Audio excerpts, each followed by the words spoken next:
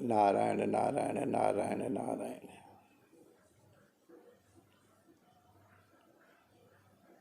एक बात बहुत अधिक सुनने में आती है,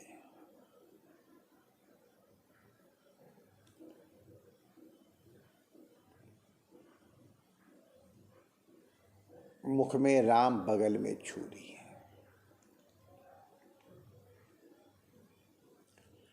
ये बहुत प्रसिद्ध कहावत है। भजन करने वालों के लिए ये शब्द प्रायः प्रयोग किए जाते हैं।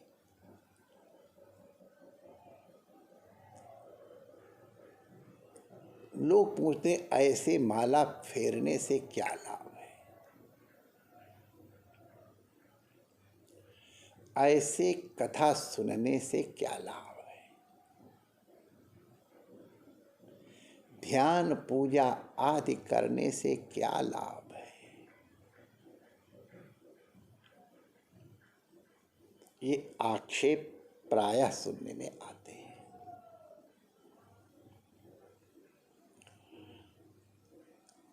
प्रायः ये आक्षेप वही लोग करते हैं जिनकी भजन में रुचि नहीं है, पूजा में रुचि नहीं है, उपासना में आस्था नहीं है,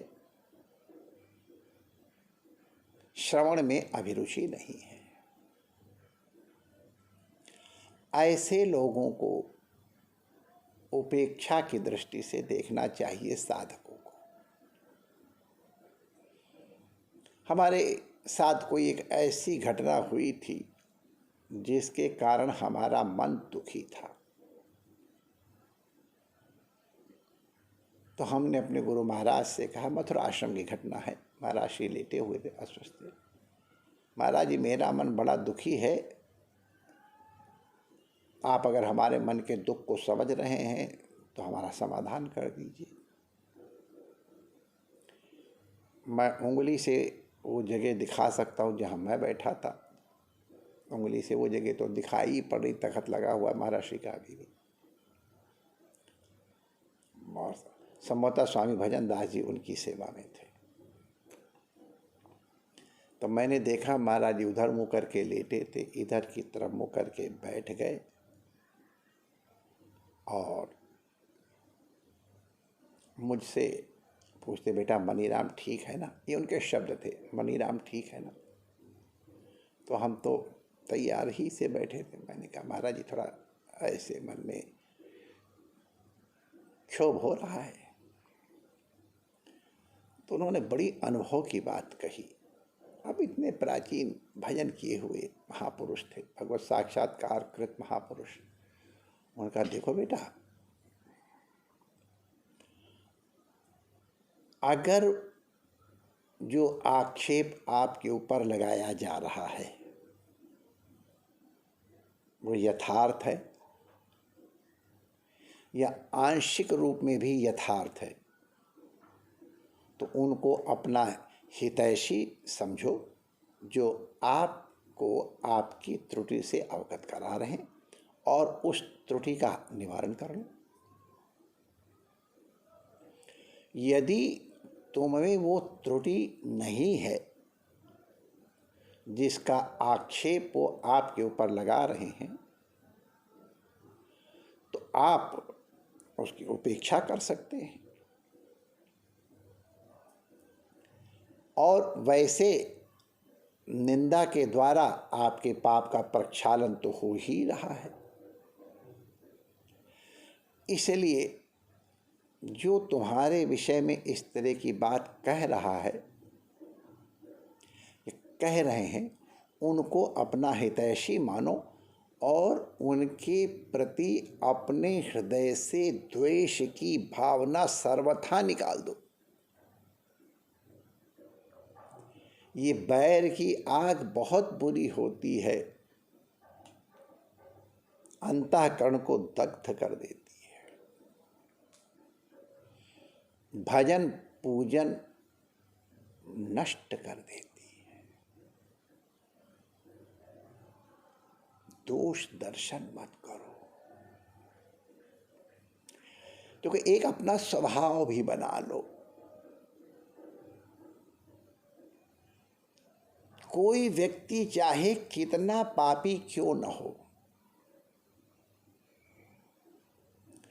चाहे इस जन्म का पापी हो चाहे पूर्व जन्म का पापी हो, कोई बात नहीं है। चाहे पुराना पाप हो चाहे एकदम ताजा ताजा पाप हो, किसी की प्रतिहीन दृष्टि मत करना माय डियर।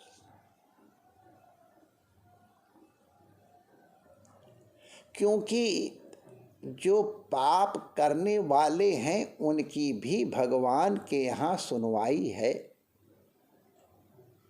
हमारे महापुरुष कहते हैं कि संसार में जो सब पापी हैं उनकी एक लिस्ट बना लो, शायद आजकल बन भी जाए, कंप्यूटर है।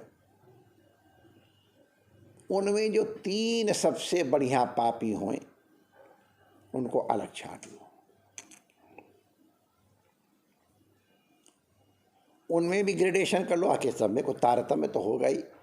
एक पाप कृत, एक पाप कृतर और एक पाप कृतम। तरप और तमप प्रत्यय तरप 2 में और तमप बहुत में किया जाता है। तो जो सब बहुत बड़ा पापी हो पाप कृत, उससे भी जो श्रेष्ठ पापी हो पाप कृतर, और जो सबसे बढ़िया पाप कृतम हो भगवान उसको भी त्यागते नहीं।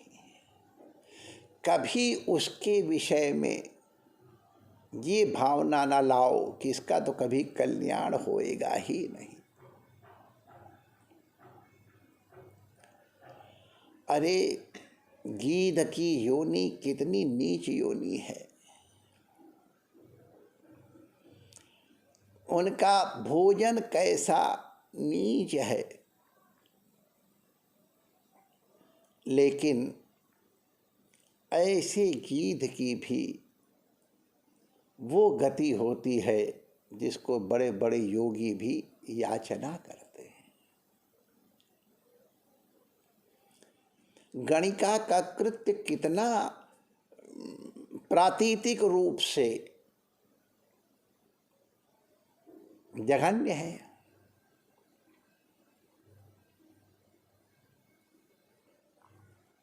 वैसे जब यहाँ एक चर्चा चल गई है, हमको नहीं लगता है कि स्त्री स्वेच्छा से वेश्या बनती है।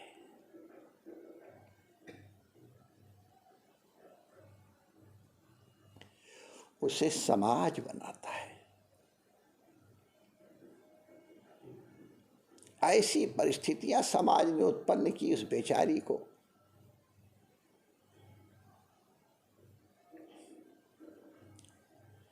जो भी है, लेकिन जघन्यकृत माना जा सकता है। लेकिन गणिका की भी गति हम लोगों ने देखी है। तो इसलिए किसी के कर्मों को देख करके उसके प्रति प्लीज ग्लानि मत करना। आप भजन करने वालों के लिए मैं कह रहा हूं, जिनके पुलिस कर्मचारियों की या इस तरह के सुरक्षा कर्मचारियों की ये ड्यूटी ही है, वृत्ति ही है, उनको तो करना ही चाहिए। लेकिन वो भी अपना कृत्य करें अवश्य। किसी के प्रति घृणा करने का अधिकार उनको भी नहीं है। यथार्थ का अवलोकन करें, मूल्यांकन करें, तदनुकूल चेष्टा करें, लेकिन घृणा क्यों करो? क्योंकि जो पाप कृतम हैं भगवान कहते हैं हम उनको भी स्वीकार करते हैं। तो इसलिए अपनी दृष्टि विकृत मत करो। अपने दोष देख सकते हो तो देखो, लेकिन अपने दोषों को देख करके प्रभु की शरण लेकर के प्रार्थना करके अपने दोषों के निवारण का प्रयास करो। भगवान कृपा करो, मेरे में ये दोष है, मैं क्या करूं। मनुष्य पूर्व संस्कारों के कारण और कई कारणों से बाध्य हो जाता है पाप कर्म करने के लिए।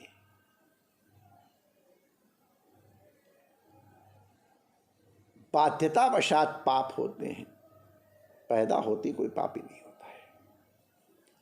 भगवान से प्रार्थना करो मेरी ये पाप करने की वृत्ति दूर हो। लोग पूछेंगे कि इसके लिए आप दूर करने के लिए क्यों प्रार्थना करते हो। तो देखो, कोई भी सूक्ष्म दर्शन हो, वो जब तक चित्त समाहित नहीं है तब तक नहीं हो सकता है। आप क्या समझते हो, कोई साइंटिफिक प्रॉब्लम हो लेबोरेटरी में या कहीं पर, तो आप अशांत चित्त हो करके किसी फल की आकांक्षा कर सकते हो। अगर आपका चित्त विचलित है तो क्या आप ऑपरेशन ठीक से कर पाओगे? अरे गाड़ी ठीक से नहीं चला पाओगे।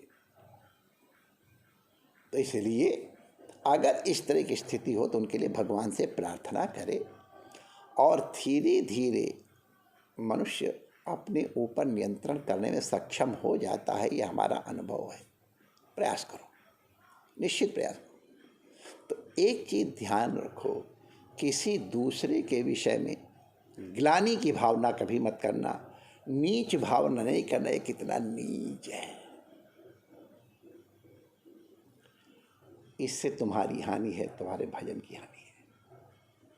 और अपने हृदय में भी अगर इस तरह की बातें आती हैं तो भगवान के चरणों में उनके निवारण के लिए प्रार्थना करो। अपने लिए भी हीन भावना मत उत्पन्न करना। भगवान का भजन हरि स्मृति सर्व विपद विमोक्षणम। भगवान का स्मरण भजन भाव कुभाव अनख आलस हो किसी भी प्रकार से करो। हम लोग जब स्कूल में पढ़ा करते थे तो हमारे अध्यापक कहते थे कुछ जरूर लिख देना, बहुत बढ़िया लिखोगे तो 10 में 9.5 नंबर मिल जाएंगे। उसमें 9.5 नंबर मिलते हैं, अब तो आजकल 10 में 10 मिलते हैं। थोड़ा कम लिखो 8 मिलेंगे, 7 में। अरे 2 लाइन भी लिख दोगे तो कम से कम 1 या 2 नंबर तो मिल ही जाएगा, ऐड तो हो ही जाएगा।